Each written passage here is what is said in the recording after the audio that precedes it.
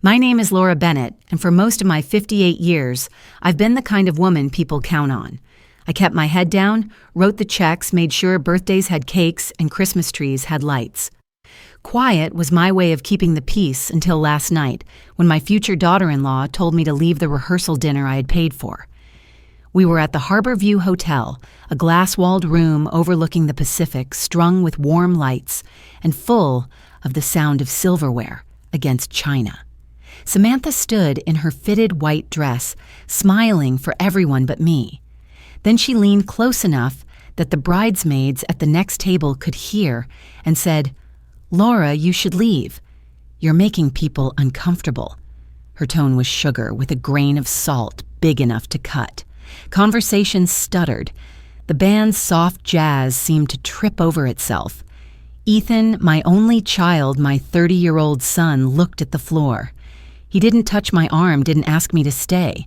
I felt my fingers tighten on the handle of my purse, the one carrying a signed $50,000 check meant to cover the last of their wedding expenses. I didn't say a word. I walked past tables of guests who suddenly found the ceiling fascinating. Outside, the wind off the water slapped against my cheeks, and the hotel doors sighed shut behind me. I stood for a moment watching the reflection of string lights ripple across the bay and wondered if this was what all my years of being the bigger person had earned me. By the time I reached my car, the hurt had hardened into something sharper. In the glow of the dome light, I opened my email and pulled up the folder labeled Wedding. Every contract was there: venue, catering, florist, photographer, band, all in my name, all paid from my accounts. They thought I'd quietly swallow the insult. Instead, I tapped the number for the wedding planner. She answered in a chirpy tone, ready to review final details. "I'm canceling," I said, "all of it." Her pause was long enough to hear the ocean again. That night, I went home to a kitchen table covered in contracts, and for the first time in years, I felt like the quiet might actually belong to me. By the time I set my purse down on the kitchen counter, the dome light of my car had stopped buzzing in my head. The house was still just the hum of the refrigerator and the faint rush of wind along the eaves. I slid the stack of contracts across the table, lining them up like cards before a bet. The venue came first. My call went straight to the manager. She greeted me as if she already knew my name from the letterhead. When I told her I was terminating the contract, she hesitated. "Ms. Bennett, that's a substantial change. Are you sure I said I was?" She reminded me of the cancellation clause, the forfeited deposit the other couples who might be interested in the date. "Release it," I said. The sound of her typing was brisk, efficient, final. The florist was next. She offered to scale back the arrangements, maybe just the bridal bouquet and a few table pieces. I pictured Samantha's Pinterest board, the elaborate arches of roses, and felt my jaw tighten. "No thank you," I told her. "Cancel everything." The caterer didn't argue. A storm had closed the highway north, and my cancellation meant one less worry on their end. "We'll process the refund for anything unused," he said. His tone was almost grateful. When the last call was made, the table was scattered with open folders, each one holding proof of my name and my money. I could feel the space in the house shifting, less like a waiting room for someone else's party, and more like my own home again. The phone lit up with Ethan's name, then Samantha's. I let it ring. I poured myself a glass of water, leaned against the counter, and listened to the quiet. It didn't feel like absence. It felt like the first sound of something starting. The pounding on my front door started at 9 the next morning, sharp and impatient. When I opened it, Ethan stood there in yesterday's clothes, his hair flattened on one side like he'd barely slept. He stepped inside without asking. "You canceled the venue," he said, not as a question. I did. He began pacing, hands cutting through the air. "Do you even understand what you've done? People have flights booked. Samantha's family is furious." I set a mug of coffee on the table, the good roast I save for company. He didn't touch it. "What I understand," I said, "is that your fiancé told me to leave a dinner I paid for, and you stood there and said nothing." His pacing slowed, but he didn't look at me. I didn't want to make a scene. Oh, but it was fine for her to make one. My voice was calmer than I felt. This isn't just about that night he shot back. It's about everything. You're always controlling. I leaned against the counter, folding my arms. Controlling is paying for a wedding and expecting not to be humiliated in return. He opened his mouth, then shut it, his jaw tight. "This is why Dad left," he said. The words landed like a stone in my chest, but instead of breaking something inside me, locked into place. "Your father left because he liked doors he could close without explaining himself," I said evenly. "You should know that." He looked away, shoulders rising and falling. The coffee had gone cold between us. If Samantha asked me to leave again, I asked, "What would you do?" He didn't answer. When he left the door, latch clicked softly. The question stayed behind, hanging in the quiet like a draft I wasn't ready to chase away. By noon, my phone lit up with a text from my sister. Careful words wrapped in politeness, the kind that really meant, "What did you do?" I ignored it, but when the next call came, I couldn't. Greg's name flashed on the screen. I hadn't spoken to my ex-husband in months. His voice still carried that salesman polish, the one that made strangers feel like friends. "Laura, you need to be the bigger person," he said, skipping right past hello. I let him talk about flights, about guests, about how embarrassing this would be for both families. The word optics came up twice. "Where were you?" I asked. "When Samantha told me to leave in front of 50 people. Where was that bigger person?" Then, "This isn't the time to dig up old wounds," he said smoothly. "Just let them have their day." There it was. Let them have their day, which in Greg's dictionary meant keep paying and keep quiet. I stood at the kitchen window, staring out at the rosemary bush trembling in the breeze. "My job is not to protect your image," I told him, and ended the call. The quiet that followed wasn't heavy. It was sharp, like a thread being cut. I remembered myself at 23 standing in a lace gown that cost more than our first car. Greg's mother had pulled me aside that morning and whispered, "Quiet women keep families together." Back then, I thought it was wisdom. Now I knew it was a command to disappear. I had spent decades wearing silence like a uniform, calling it love. But peace bought with my absence wasn't peace at all. It was permission for others to take more. The phone buzzed again with a number I didn't know. I let it go. I was done answering to people who only called when they needed my wallet. Late that afternoon, an email appeared in my inbox, bright and bold, final payment confirmation. At first, I thought it was spam, but then I saw my own address and the last 4 digits of my American Express card. 14 nights in the Maldives, an overwater villa with a private butler, unlimited champagne, a private yacht excursion, total $25, thus $140. The booking date was 3 weeks ago, the same Tuesday I'd met Samantha for lunch, listening to her compare napkin textures as if nothing else existed. I scrolled down, a second confirmation, designer luggage, spa packages, a private chef deposit, all charged to me. None of it authorized. I leaned back in my chair. Nothing inside me cracked. It settled, like a stone finding its place at the bottom of a river. I opened my banking app and began tracing the charges. The list grew, and with each line, the shape of it became clearer. This wasn't an accident. This was a plan. A slow, calculated siphoning of my money, dressed up as love and gratitude. They hadn't just taken advantage. They'd counted on me never noticing or never confronting them if I did. I closed the laptop long enough to feel the grain of the table under my fingers. Then I reopened it and began organizing. Every receipt, every date, every dollar. People like to call it betrayal. I called it arithmetic. I drafted an email to Karen, my attorney and oldest friend from high school. "Need your eyes on this. Urgent." Her reply came in minutes. "Come in tomorrow morning." Relief didn't come because she could fix it. It came because she would see it professionally without asking me to make it sound prettier than it was. I shut the laptop and slid it an inch away. Tomorrow I would stop being quiet for good. Karen's office sat on the second floor of a brick building that overlooked the harbor. The windows caught the morning light and threw it across her desk, where my binder of evidence now lay open. She scanned the credit card statements, my notes, the printed contracts. "You've done everything right," she said finally. "Every contract is in your name. If they want a wedding, they can pay for it themselves." I asked about the charges on my card. "Unauthorized use," she said without hesitation. "We'll send a cease and desist for the online posts and a demand letter for reimbursement. And you should freeze any account Ethan can access." Her words didn't rush. They landed. My shoulders lowered not out of relief, but out of alignment. Karen began drafting letters while I sat back and watched a gull land on the streetlight outside. Her assistant came in with envelopes, certified mail slips, and a pen that felt heavier than it looked. I signed where she pointed. When her phone rang and her eyebrows lifted at the caller ID, she let it go to voicemail. "You don't need to hear whatever that is right now," she said, sliding copies of each letter to me. "Add them to your binder. Paper is slow justice, but it's justice." On my way home, I called the bank.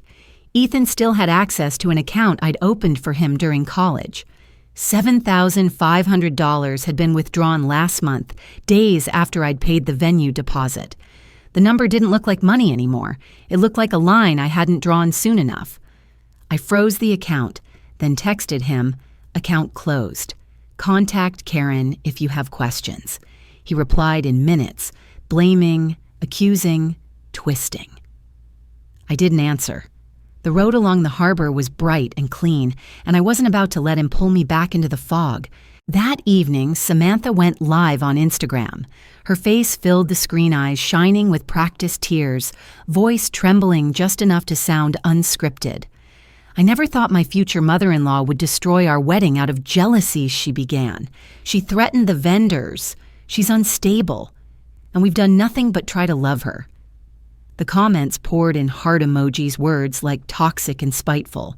Friends told her to stay strong. Strangers offered sympathy as if they'd been in the room. I didn't comment. I took screenshots.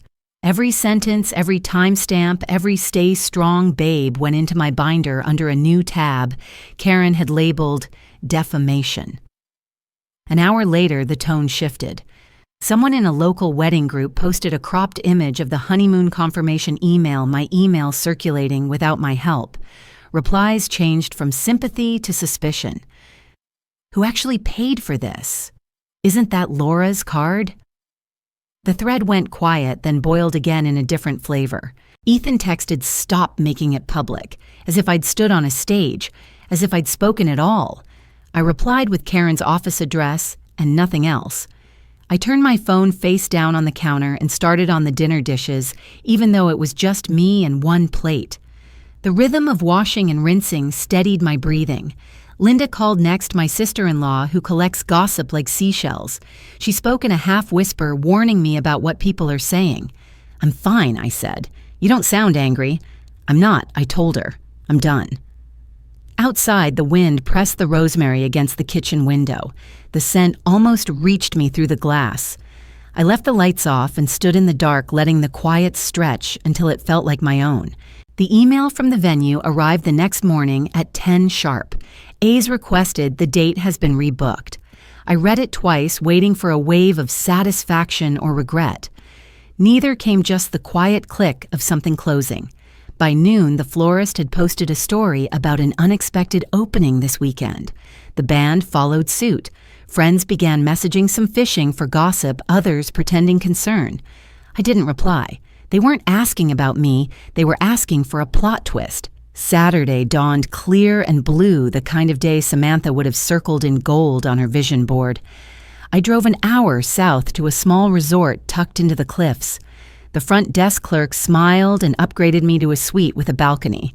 I booked a massage-ordered room service and carried a glass of champagne out to the balcony.